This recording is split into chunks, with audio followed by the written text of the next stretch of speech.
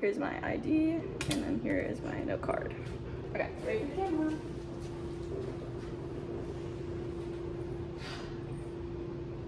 According to the Tampa Bay Times, in the late 1990s, a man by the name of Ron Smith lobbied against motorcycle helmet regulations alongside a group called ABATE, a Brotherhood Against Totalitarian Enactments. Smith felt very strongly that all motorcyclists should have the choice as to whether or not they wear a helmet while riding.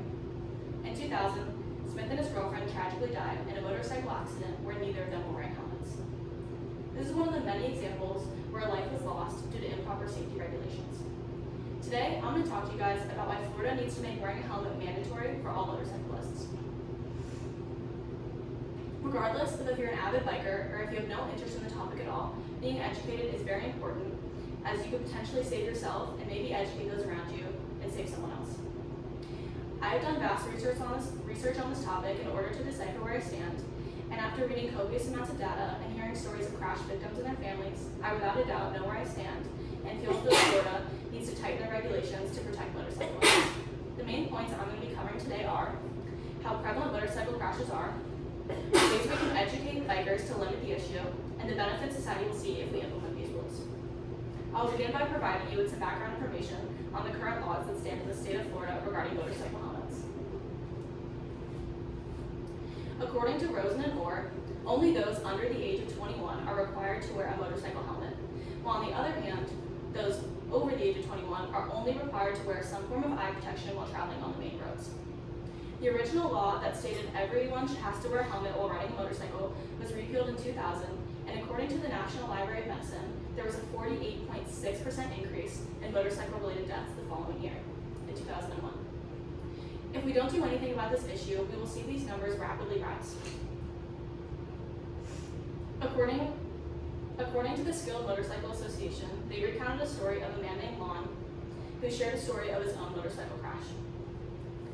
While Lon does not remember most of the accident, he does recall flying off his bike at a very high speed after colliding with a truck. Lon suffered a head injury, as well as breaking multiple bones, including his collarbone. While Lon still endured injuries as well as large medical bills, his doctors claimed that without a helmet, Lon's crash would have most likely been fatal. This is one of the many examples, once again, where the simple act of wearing a helmet saved a person's life.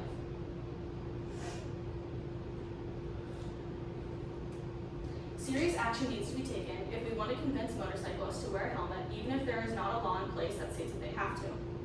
Repealing the law will be a very long and arduous process, so we need to find a way to motivate bikers intrinsically. One of the solutions that I came up with was to implement a motorcycle safety course that all motorcyclists have to take before obtaining a motorcycle license. This course would be much like ones that we take when obtaining a driver's permit or a driver's license that warn us of the dangers of driving under the influence and driving without a seatbelt.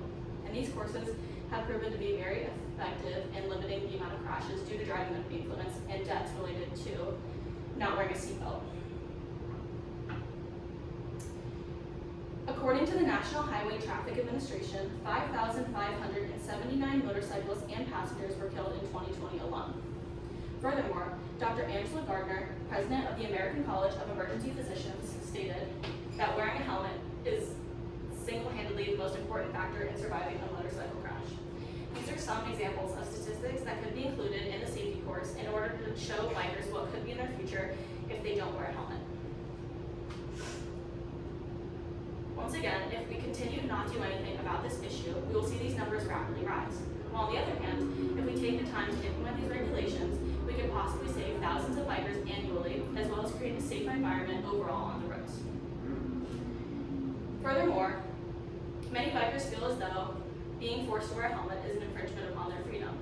At the end of the day, this is an issue that kills thousands of people a year, and at some point, it's the government's job to step in and protect their citizens.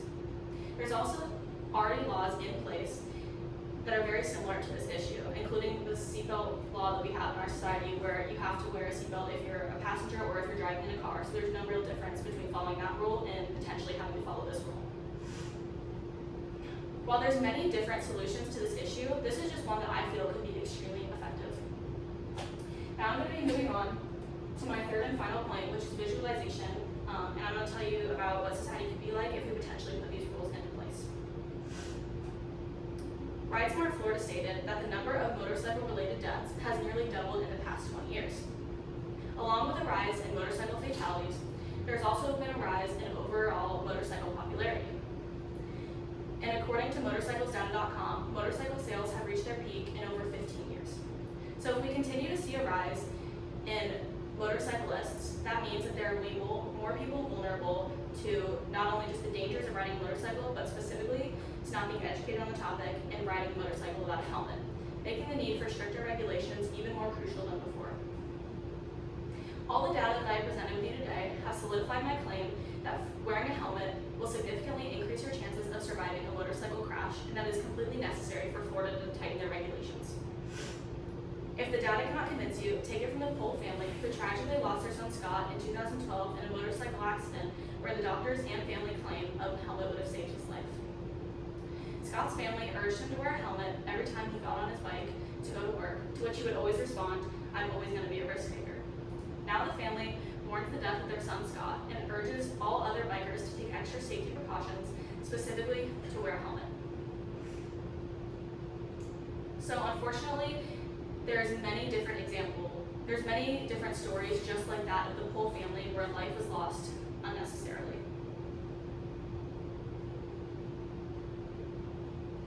This is why it's extremely important for us to take the time to enact stricter regulations as well as to educate bikers and warn them of the dangers of not wearing a helmet. So to recap all the main points I went over today, the first one I covered was the problem at hand regarding low helmet regulation laws, how implementing a helmet safety course can help resolve the issue, and finally, how we can save thousands of lives annually by educating bikers. One of the ways you can help as a private citizen is to simply urge those around you to always wear a helmet if they're planning on driving a motorcycle or simply being a passenger. I personally know many people who ride motorcycles and or have a loved one that rides a motorcycle, and I would hate to see something happen to them simply because they weren't educated on the topic or didn't take the time. At the end of the day, we all want to protect our loved ones, and this is one way that we can ensure their safety. So I will take questions now if anybody has any. I have a question.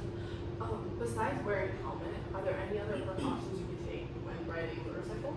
Yes, so making sure that your helmet has a face cover is very important so that nothing gets in your eyes, especially in Florida where it's very rainy, and that is also another safety hazard. It's also really important to wear long sleeves, so if something were to happen, you would limit your chances of road rash and stuff like that. So just being overall completely covered and wearing materials that will, like windbreaker material, is really important and staying safe on bike. What about like open-toed closed-toe shoes? Yeah, it's also really important to have, well, there is motorcycle shoes, but if you don't have the proper motorcycle shoes, definitely wear closed-toe shoes. I have a question. How do you know if a motorcycle helmet is DOT certified? So actually I have something about that in here. So a DOT certified helmet, it just means that it went through different tests such as a crash test. So it's actually regulated by the government, and it will always have a sticker on the back of it that says DOT certified, and you can tell the difference because DOT certified helmets have much more coverage, while some people wear helmets that don't have eye cover and they don't cover the back of your head. So it's really important that you make sure you're wearing a DOT regulated helmet if you want to have the best chance in surviving a motorcycle crash. I have some question. As a passenger, should I be wearing a helmet? Yes, it's equally as important to wear a helmet as a passenger, as well as to also take the extra precaution and wear long sleeves and closed-toed shoes. So definitely take the same precautions that the driver would be, just in case something were to happen. This is more of a emotional, personal question, I guess you could say, but what inspired you to research this topic? Because obviously, when the topic of persuasive speech, you have a lot of options. So how did you really decide to select this topic and move forward?